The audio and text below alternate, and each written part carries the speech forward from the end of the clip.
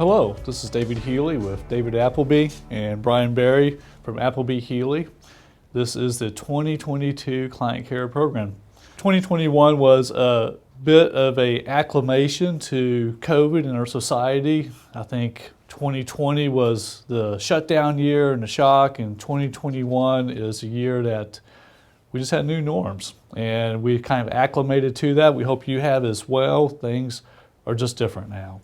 But moving forward, first thing you've noticed is Mr. Ingold, Bob Ingold, is not present with us today. Bob started the Client Care Program in the 1990s, and he did that for right at 30 years, and he is fully retired now. So congratulations to Bob, but he will no longer be a part of the Client Care Program, but we obviously owe him a debt of gratitude for getting it started and showing us how to do it. So Brian Barry has replaced Bob Ingold at the law firm.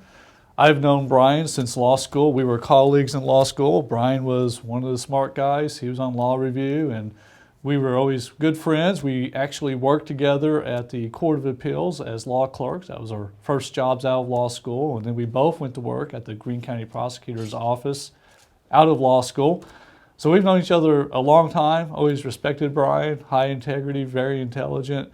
And we are very pleased that Brian's joined the law firm. And I'm thrilled to be here. It's more than 20 years that we've been friends and colleagues, and we've talked about this for the better part of 2 years, me coming over here, and I'm glad that it's worked out for us to be able to come together. And of course, Mr. Appleby, you can't practice law for any period of time in this area and not know and respect his work and the generational practice with his dad, and just thrilled to be here.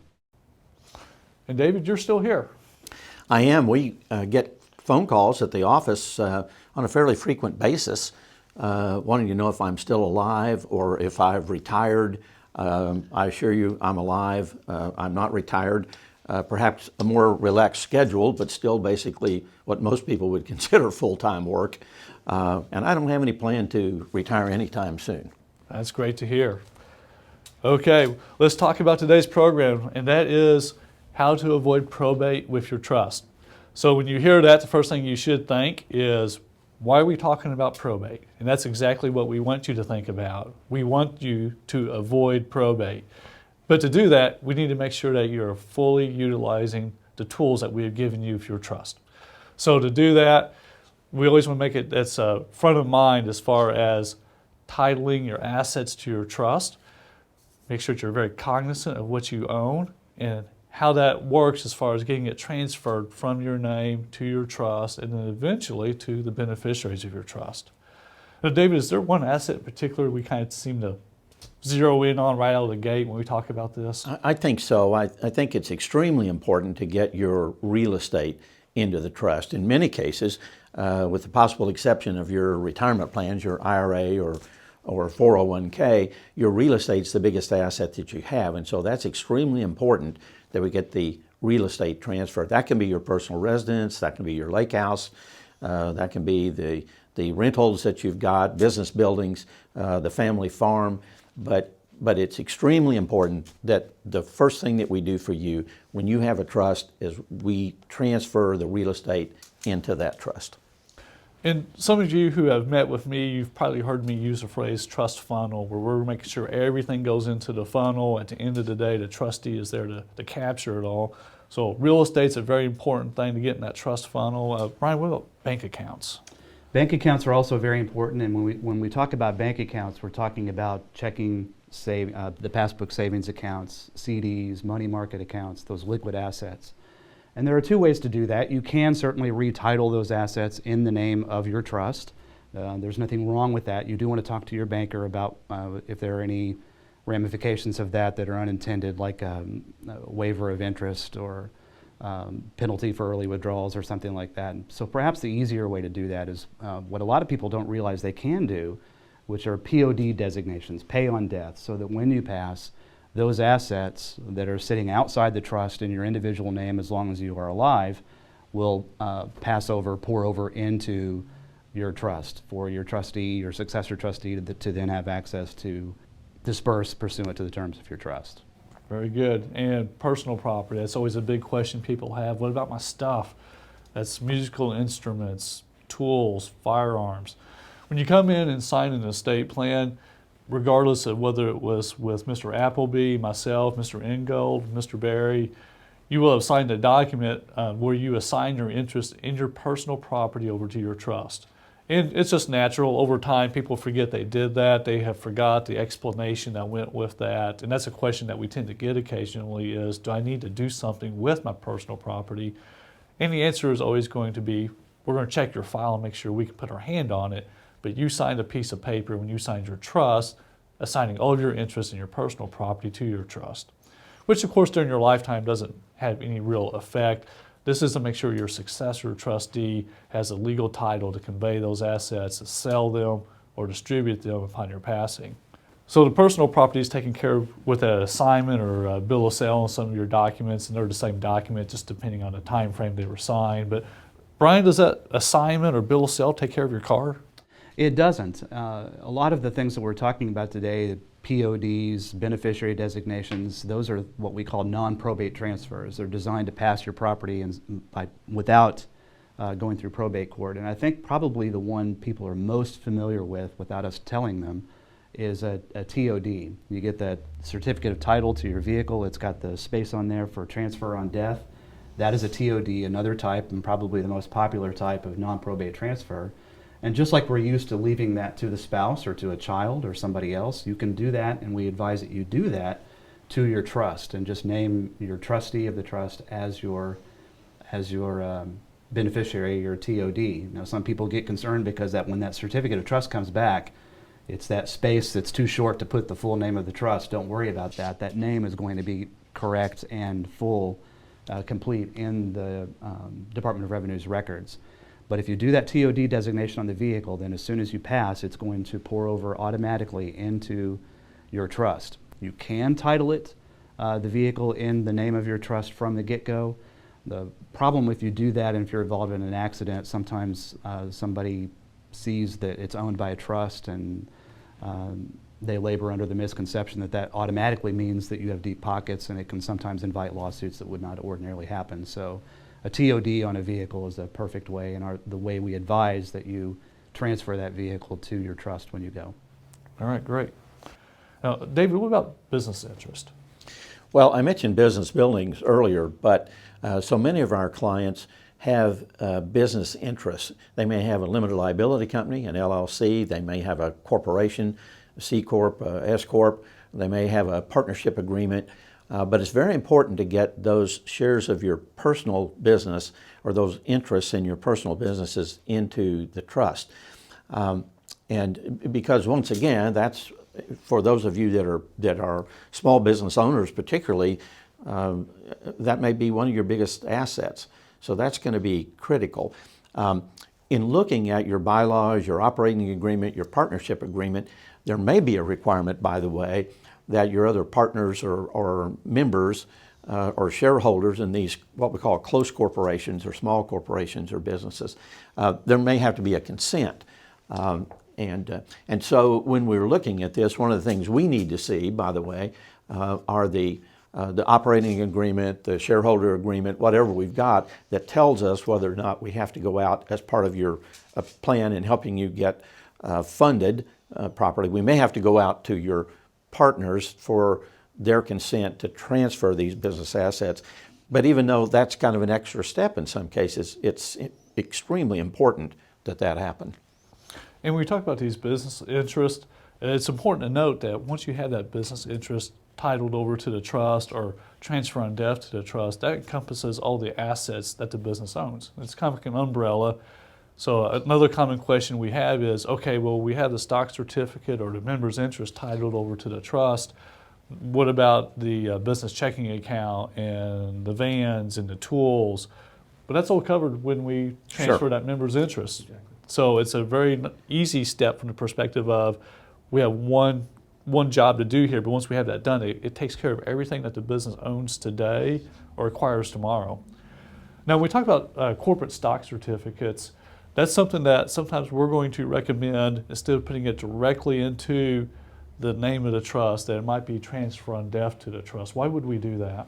Well, and by the way, this goes back to vehicles, that kind of the same thought process applies to the vehicles and the bank accounts, but particularly as to the business, it's going to allow you to go ahead and carry out the business in your name as opposed to trying to do that in the name of the trust. And that's important for a number of reasons, particularly, frankly, dealing with banks.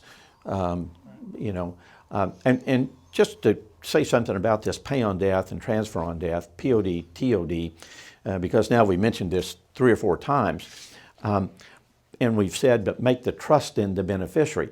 A lot of people, and this is a question a lot of people have, but they have a vehicle or a bank account, and it's TOD or a POD to one or more of the children, which, and then people think, well, that's taken care of, isn't it? Well, the problem is your children could die out of order, and that happens. It's improbable, but still possible that you would lose a child or a beneficiary before you pass. And if we name the trust, of course, the trust doesn't die, okay? But other people do.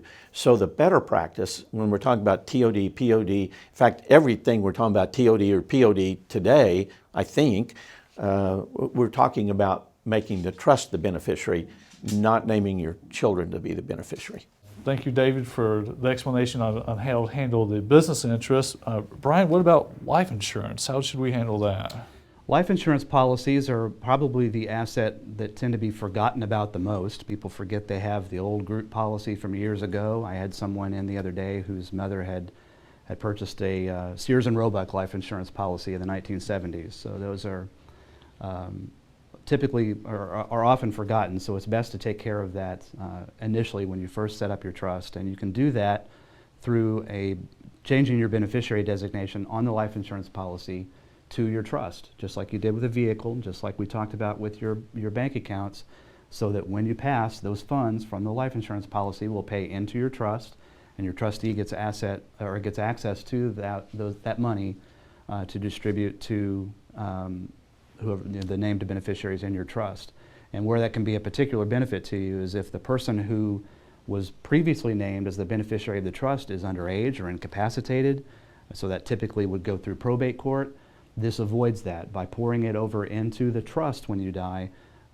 There are provisions in all of the trusts that we draft that take care of incapacitated or underage beneficiaries. And then, of course, you can have that secondary beneficiary after the trust that names, in the traditional sense, your spouse or a child or anybody else that you name as an individual. But we advise that primary beneficiary be the trustee of the trust. Investment accounts is another area that we typically are going to give a lot of consultation and advice about. When we talk about investment accounts, there's really kind of 2 categories there. One is going to be what I would refer to as a straight brokerage account. It's pretty similar to a checking account. It's where you're going to hold your IBM, your Coca-Cola stock. It's where you just take some money and buy individual securities or mutual funds. The retirement accounts are, of course, more regulated by the IRS and Treasury, and those are accounts that have a lot of regulations and rules with them. Now, on the investment accounts, they're fairly straightforward. We typically recommend clients simply put that in the name of their trust. You're not going to be down at Walmart or Price Cutter writing checks out of that account. It's going to be more of an account that you're going to use to just grow over time and have capital gains come out of. The retirement account, however, is going to be a lot more unique. That's going to be an account when people ask us, how do we title the beneficiary designation? It almost always is going to be a very detailed conversation, very unique to a particular client. A lot of times that conversation will include your financial planner, your tax planner, as to what the right answer is for you. There is no one size fits all with the retirement accounts. And that's a fairly common question where people will call the office and potentially ask the staff, what about my retirement accounts, which goes back to, that's one of those questions that the staff is probably going to tell you, you need to come in and see the attorney to talk about that. That's a little bit longer conversation.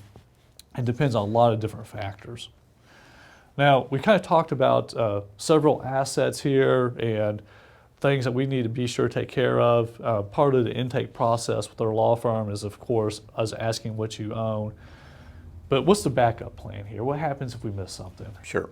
Well, you know, we don't live in a perfect world, and for any number of reasons, even though you've got a trust, it might not be fully funded. And therefore, you would have property that's just in your name alone, and of course that's what triggers probate. So the safety net, if you will, or the vehicle to go through a probate proceeding and get everything back in the trust as it should have been, is what we call the pour-over will. Sometimes we refer to that as a transfer will. And I mentioned, I recently saw an Alabama will, and they used the word spillover, which I thought was maybe even a more descriptive term of what this is. But essentially, if you die with property in your own name, it would have to go to probate. There are any number of probate proceedings. Most of the time, the things that slip through the crack are relatively small, and we can do a small estate proceeding, not a full-blown probate proceeding. But then your judge sets those things aside to your trust. But no matter what we call it, pour-over will, transfer, that's one that doesn't name spouse, kids, nieces, nephews. That's a will that names your trust to be the beneficiary. So if the unlikely happens, and I don't have numbers, we don't keep track of this, but I'm going to tell you, I think about 1 every 5 times, maybe 20% of the time somebody has a trust, something slips through the crack. There's so many ways that can happen. Someone dies leaving you something, you survive to be the beneficiary, but you die before there's actually a distribution from the trust. That happens. Life insurance policies. Husband and wife have policies naming each other. The first dies, that's fine. The second dies, the beneficiary is already deceased. That's a probate asset. Sometimes people just forget things. The oil well in Colorado that hasn't pumped for 20 years. Didn't think that was important to tell me. They died 2 months later, the royalty checks start to come in. So there's just so many ways these can happen, and I always joke with people, but it really is true. It's mostly men's toys. Men have a real tendency to buy pickup trucks, boats, motors, trailers, campers, motorcycles is a big one. And then when they die, those assets are in their name alone. And then that does have to go to probate. So that's why it's so important that we're having this discussion about funding, so that you are aware of these things that could possibly happen. But if all fails, the backup plan is the pour-over will. And David, it's really easy to understand how that happens, isn't it? Because it's really an unintended consequence of what we advise our clients, that when you do this trust and you set yourself up as the grantor and the trustee, you can go about your business and do anything you can do with your property after you sign the trust that you could do before. So it becomes very easy to not think of yourself and not make that switch mentally to, I own my things as trustee of my trust now, and not as an individual. So when you buy the new car, you forget to do the TOD designation because you're still thinking of yourself, as is easy to do, as the individual owner of all of your assets. And so as life goes on, it becomes, and you get through that initial process of funding the trust, and you set that trust certificate that we're going to talk about aside and move on with your life, owning your things as trustee. It's very easy to understand why and how you would forget, as you acquire and dispose of new property, forget to think of yourself as a trustee and put them into the trust. And so that pour-over will serves as a backstop, if you will. It's best to hit the pitch and not have it go to the backstop, but it's there if we miss the pitch, as we're likely to do as human beings. So Brian, we've talked about all these different types of assets that we need to get titled to the trust. Is there a tool that is helpful to our clients to get that done? It's called a trust certificate. In the old days, if you went into, for example, the DMV to do a TOD designation on your vehicle, or your life insurance carrier to do a change to the beneficiary, they would ask for the first page and last page of the trust. That's been replaced now with what's called a trust certificate. I know Bob Engel's old trust, the tab in the folder, I think, is called Affidavit of Proof of Trust. We call those trust certificates now. It's 2 pages as opposed to the 25 or 30 that your trust is likely to be. And so now if you walk into a more sophisticated institution like the DMV or a bank, and you try to hand them your trust and say, I need to do a TOD designation or a POD on my bank account, they're likely to hand that back to you and say, do you have a certificate of trust? And the answer to that's going to be yes, you will, because we're going to provide that for you. And it establishes the nuts and bolts of just what they need to know to do the work that you're asking them to do. It establishes proof of the existence of the trust, what its technical name is, so they know what to put into their system as the name of the trust. It identifies yourself as the initial trustee or trustees in the case of a joint trust. And it identifies who your successor trustees are. So it's a document that's also useful for your successor trustees when the time comes to establish that they are trustees and have the authority to deal with your assets. So to the extent that document is dog-eared and used, we can leave that pour-over will in the book and not have to have that used. So the more you use it, and you'll become very familiar with it if you follow the advice that we're giving you here today. Absolutely. And what I tell people a lot of times, you walk into your bank with your trust certificate, they know what you're there to do. It has become such a commonplace document for financial institutions and title companies. Very few are still asking for the full trust document. And you walk in the door with your trust certificate, they're going to make a copy, they're going to give it back to you. Some financial institutions will fill out a form that their attorney has required, but they basically take the information off your trust certificate to fill it out. That's pretty commonplace anymore. But at the end of the day, it really does make the whole titling job much, much easier. I can very distinctly recall when I first started doing this 18 years ago, that it's not unusual that I would go to banks with clients to help them get their accounts set up where it's payable on death to the trust. And that was just not that uncommon. We had a lot more questions about it.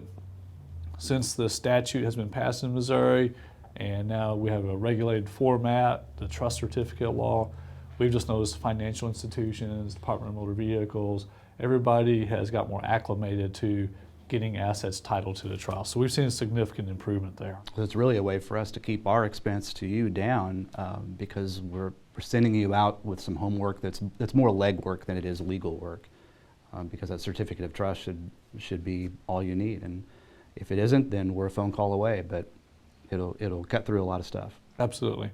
No. And I think you should not be alarmed if your bank does ask for a full copy. This is not 100% going to work. There are some circumstances. One that comes to mind to me is if you're actually going to borrow money at the bank, they probably are going to want to see the entire trust.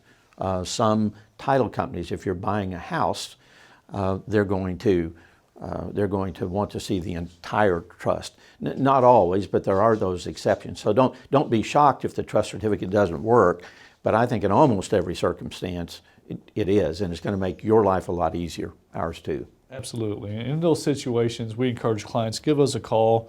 That might be something we can help out with if somebody is requesting a full copy, or at least be able to help you understand why they might be requesting it for that particular situation.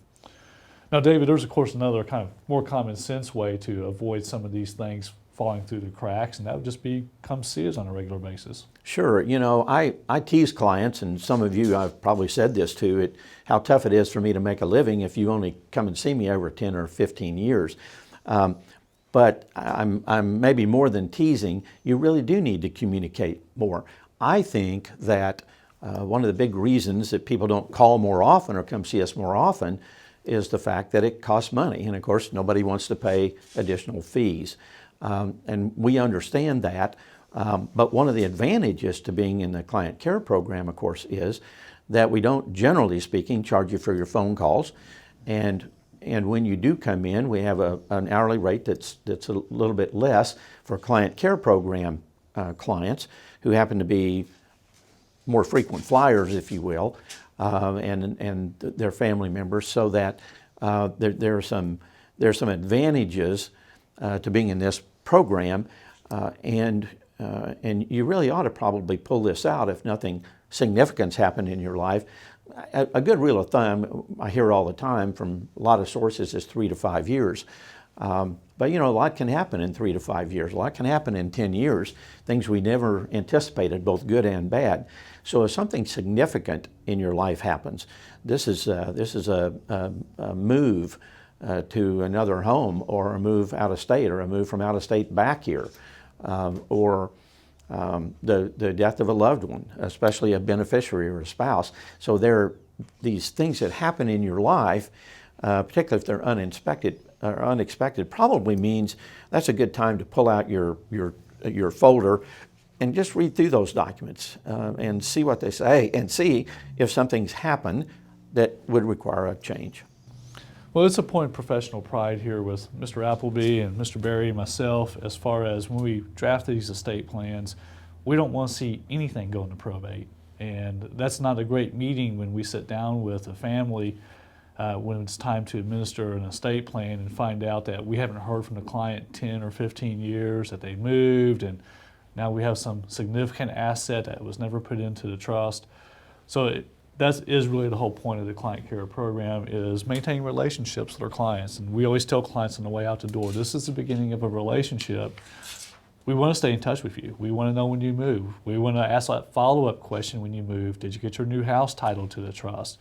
It's very important for us professionally so that we know when we do sit down with your family that there's not going to be a probate estate. And that, back to Mr. Berry said, the trust certificate might be dog-eared, but that portable will is maybe admitted to probate just as an abundance of caution, but we have no intention of actually opening or administering any assets through probate.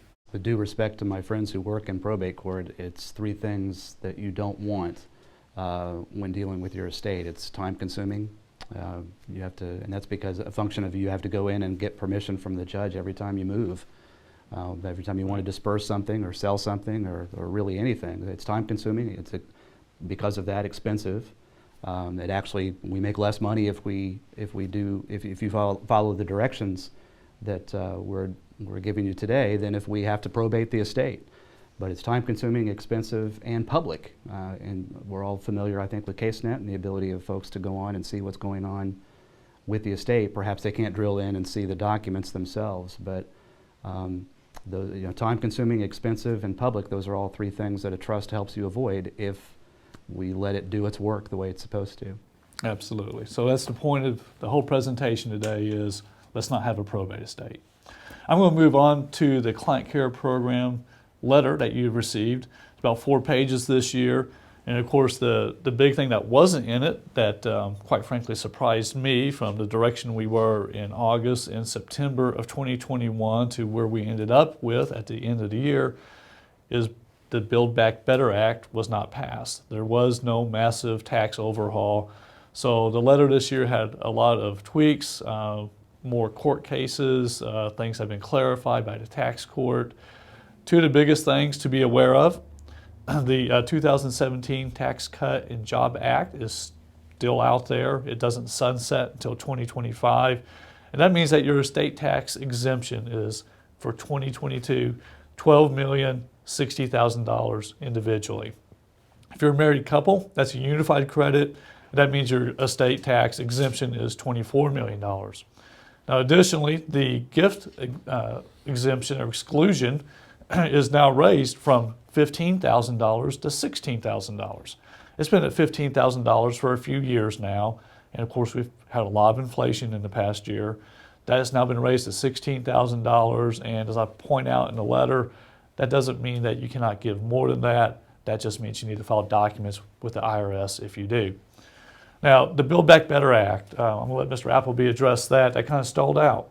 Well, it did. As all of us know, it's been a very interesting year in politics, and what seemed a sure thing some months back turned out not to be. So in the Biden tax plan, or the Build Back Better plan that was initially introduced, there were all sorts of things that would eliminate deductions for many of you, that would reduce the estate tax exemption as opposed to raising it once again as it happened. So tax rates going up. So a lot of those things didn't happen that we anticipated. And honestly, I think we did a lot of planning early in the year last year for people and talking about this for things that didn't ever happen. But I think generally speaking, that's a positive for most of you, because our clientele, you, are the demographic that very likely is going to be hit hardest by these things. And so you're the people that are going to pay for these changes, and the fact they didn't happen is probably a very positive thing for you. Actually, I guess, and I seldom if ever would compliment Congress, but perhaps I'd compliment Congress here for not passing those things that I think could be somewhat adverse to you. Jumping back a couple of years to the state legislature, though, I wanted to mention something. And I'll slow down my speech pattern here because this is a mouthful. But the legislature passed the Missouri Fiduciary Access to Digital Assets Act. Hard to say, but this is very, very important to you, because Our promise to you has been that we'd make every effort to make sure that your beneficiaries got more at your death and the expenses were not going to be as great. A challenge that we didn't have 40 years, 30 years ago, 20 years, even 10 years ago, was the fact that the big tech companies have made it extremely difficult, almost impossible, to cut off your digital assets. That can include your internet, your cell phone, your Twitter account, your Facebook account. There are others, but if you have those accounts and you become incapacitated or you should die, then those people you've designated fiduciaries historically don't have any authority, and I guess AT&T would expect you to pay the cell phone bill. This new act, though, allows your fiduciaries to take that action without having to go to probate court. And I think that's very, very important. What we recommend at this point, if for no other reason, you might want to consider this coming year, amending your power of attorney, your financial or general power of attorney, your will, your trust, and including that particular language. Now, what I've discovered is when I talk to people about that, they say, well, you know, we were going to change it anyway because we want to change the beneficiary. One of the trustees or successor trustees changed their name. So there'll be any number of other things. Our fees typically to make that change would be in the hundreds, not the thousands, because if we have to go to probate court to get the court to order that, despite the fact we've done all this work for you to create this plan, we still wind up going to probate court for that reason. And that could be 2-3 times as much in terms of fees to do that. As Brian mentioned before, probate of any sort is not inexpensive. So again, keeping our promise to you, we want to be sure that we avoid unnecessary expenses and get as much as possible onto your beneficiaries when you're gone. You might want to think about a little bit more pay now or pay later and talk to us about that. That's a great point, David. The Missouri Fiduciary Access to Digital Assets Act actually went into effect in August of 2019, and we're starting to see now where I guess the routine of it is becoming a little bit easier as people have become accustomed to utilizing it. Microsoft and Google proposed that legislation. It's legislation that they have proposed across the country. Numerous states have adopted, which is great because it means that when somebody from Missouri calls, it's not unique to them. It's nothing they have to go get the Missouri guy to figure out for them. They know what's going on. And just as important as some of the invoicing and billing, it's just simply having access to your email. 5 years ago even, clients would come in and we'd ask, well, where'd mom and dad bank at? And they may not always know or have some idea. It's not a big deal. Watch the mail for 30 days and we'll find out. That's just not the way it works anymore. Majority of your bank statements are delivered digitally anymore, but this act will allow your fiduciary to actually access your bank or your email account, be able to see where the bank statements are coming from. It also very explicitly allows your fiduciary to use your online banking. Some of you may be aware that in the late 1990s, they passed some legislation trying to tamp down cyber fraud and basically made it illegal for anybody to use anybody else's online banking access, even if express oral consent was given. It had to be in writing in some fashion. Well, this act makes it very clear that you're saying no, whether it's my attorney in fact or my trustee can access my bank accounts online, that's okay. This is the longest I've gone in a very long time without having my cell phone on me and without looking at it, and that's just a function of the world we live in. It's a digital world, and Right. we do all of our business, most of us do all of our business on that phone. So this is a way that estate planning law, which can be mistakenly thought of as a staid or stolid or old-fashioned older area of law, has modernized. And a good statute. The legislature, Congress, they don't always pass intelligent, good stuff, but this is a law that has a lot of bite to it and has been very useful in this area. So talking about good laws, bad laws, this was clearly a state of Missouri legislature passed law that was very good. Is Build Back Better, is it done? Or what's going on with that? Congress is in session, so it's not done. If they are in session and as equally divided as they are right now, and there is a constituency there as highly motivated as the folks who want to pass this are, it is not dead. This is not Texas, where their legislature only meets every couple of years, and so they're not passing anything. So it's not dead until it's dead, and until then, and not just with this legislation, but any legislation that could potentially affect our clients and their estate plans, we're keeping abreast of that. Dave and David in the time I've been here, I've discovered that they are very, very adept and diligent about keeping track of newsletters and just tracking the news and staying political, not just for the sake of being political, but just staying advised and apprised of what's going on in the legislature and in Congress and anything that could be affecting our clients. So we will let you know as we know. So let's talk about client seminars or workshops.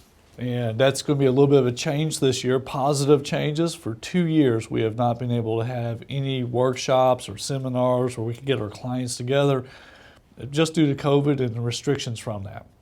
So we're very excited to announce that in 2022, we're going to start the workshops back up. And you're going to notice a change in terminology here. I'm not referring to them as much as seminars because I want them to be a little bit more interactive. They are going to be workshops. This year, the workshops are all going to be on one subject. It's what we just talked about. It's making sure that your trust avoids probate. We'll make sure your estate goes through trust administration, not probate administration. These workshops are also going to take a little bit different feel. We're going to get away from the dinners. We're going to do more mid-morning and mid-afternoon sessions where it's going to be coffee and donuts, a little bit more informal. Quite frankly, we're going to get away from the plate scraping and things that kind of slowed us down a little bit before. Just focus a little bit more on what your needs are. We started this actually in 2019, the last year that we were able to do this, where we did some of these at Panera, and we found out that the client interaction was much better. People were a little bit more relaxed, I believe. We had really good sessions.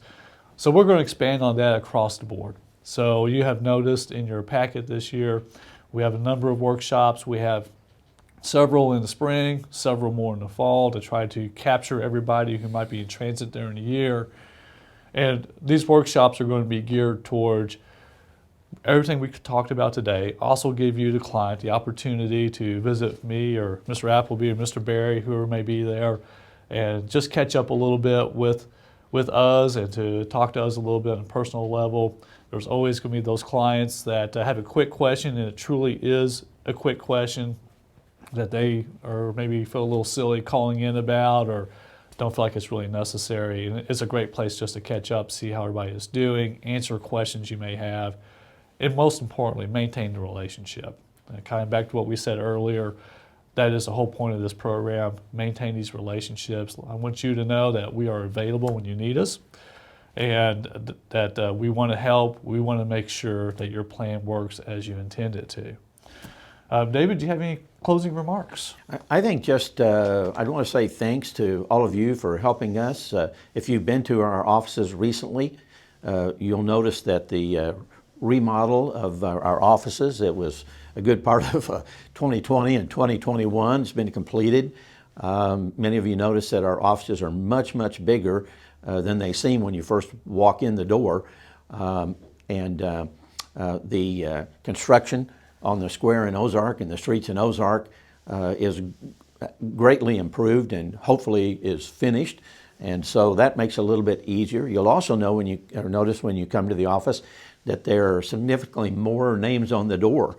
Our firm has grown in terms of lawyers and staff, and so we're better able to meet your needs. I think I can just say for all of us, we enjoy what we do for you. I particularly, over 4+ decades, have enjoyed working with you, and I look forward to the future. All right, Brian, any closing remarks? I'm very happy to be here. I've enjoyed very much getting to meet many of you, and thank you for watching up till this point. And one of the last things I tell clients before they leave is don't be a stranger, and we really mean that. I think it's a failure. If David and I were talking about the other day, I think if we send people out the door and we don't see them again, that's somewhat of a failure on our part and not helping to maintain that relationship. And nothing makes me happier than to see people come in with one of Bob's binders or something that Mr. Healy or Mr. Appleby have done for them, and there's more in the binder than what we sent them out with, because they've used that book as a one-stop shop to put anything that they can think of that may help their family deal with their estate when they're gone. So we like to see that. We want to maintain that relationship, and we really do mean that when we say it. So don't be a stranger. From all of us at Appleby Healy Law, thank you for the opportunity to serve. Have a great 2022.